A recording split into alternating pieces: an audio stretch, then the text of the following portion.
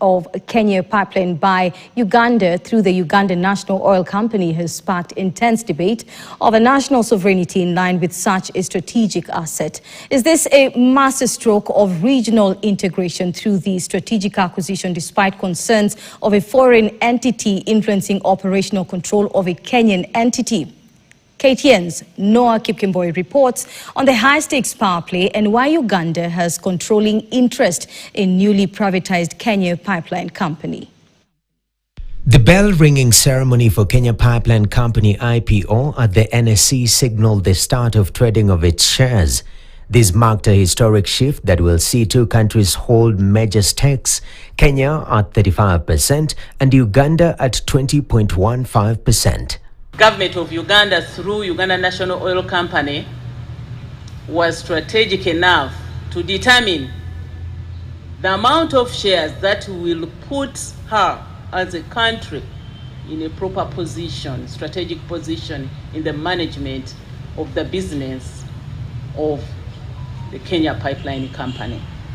The acquisition of 31% of the 11.8 billion shares offered during the initial public offering by Uganda has guaranteed state-owned Uganda National Oil Company 2 board seats in the firm and the power to veto future hiring. Veto power on any changes in the pipeline tariff, the cost of transportation in the pipeline tariff. You don't sit in Nairobi and you say, we need some money to do ABC. Let's increase the cost of transport of this fuel. When we don't know, excuse us. We give you 65%. We must have a say.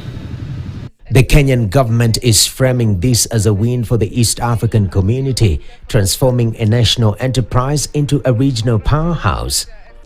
Equally significant is the participation of the government of Uganda and the government of Rwanda. And we want to thank them immensely for showing confidence in our country.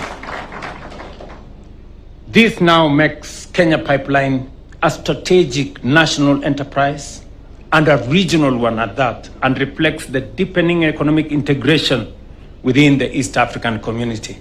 But experts warn the veto power might present challenges in the future.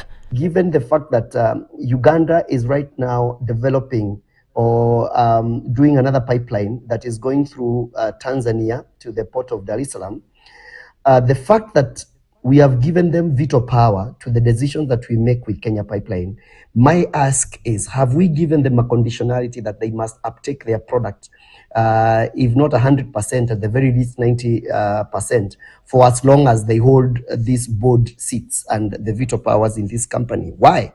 Because what happens if tomorrow they decide to shift their business when that pipeline is done and they use the Ugandan side, the Tanzanian side to uptake their product, while they are still making key decisions in the Kenyan pipeline company management.